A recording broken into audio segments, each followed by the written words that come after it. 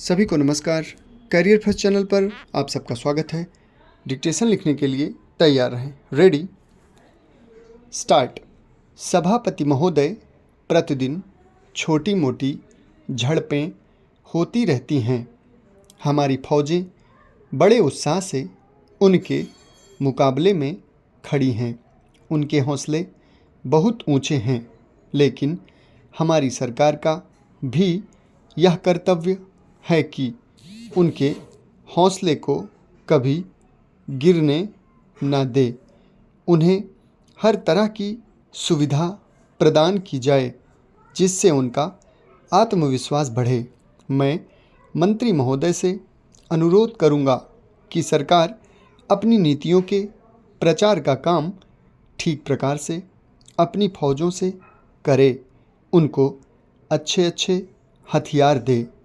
अनुसूचित जातियों और आदिवासी जातियों के आयुक्त ने जो अपना प्रतिवेदन प्रस्तुत किया है, उस प्रतिवेदन को देखने से यह प्रतीत होता है कि इसको तैयार करने में उन्होंने बहुत परिश्रम से कार्य किया है।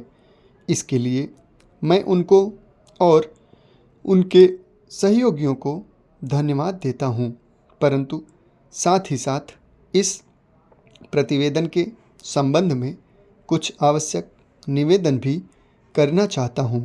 पहली बात तो यह है कि इस प्रतिवेदन को देखने से ऐसा प्रतीत होता है कि इन कार्यों के लिए जिस धन का उपयोग होता है वह 3 साधनों से उपलब्ध होता है: केंद्र सरकार द्वारा, राज्य सरकारों द्वारा और कुछ गैर सरकारी संस्थाओं द्वारा।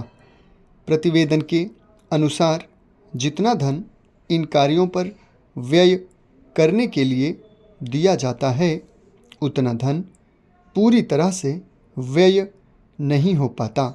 मैं यह नहीं कह सकता कि आवश्यकता से अधिक धन दिया जाता है या कार्यकर्ताओं को वह धन प्राप्त ही नहीं होता, जिसके कारण से वह धन बिना खर्च हुए बच जाता है। मैं तो यह चाहता हूँ कि जितना धन दिया जाता है उसका पूरा उपयोग हो और आयुक्त को यह न कहना पड़े कि इस कार्य के लिए जितने धन की आवश्यकता थी उतना धन नहीं मिल पाया और विवश होकर हमको उस कार्य को बीच में ही रोकना पड़ा। जहाँ तक राज्य सरकारों का संबंध है, बहुत सी राज्य सरकारें अभी तक इस कार्य में असावधानी से काम ले रही हैं और इस कार्य को उपेक्षा की दृष्टि से देखती हैं।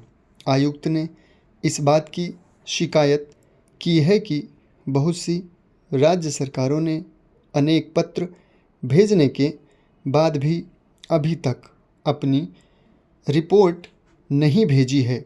मैं चाहता हूं कि सरकार इस तरफ निष्ठापूर्वक ध्यान दे। राज्य सरकारों पर दबाव डाला जाए कि वे इस दायित्व के प्रति सचेत हों और आयुक्त को उनके कार्य में पूरा सहयोग प्रदान करें। समाप्त। धन्यवाद।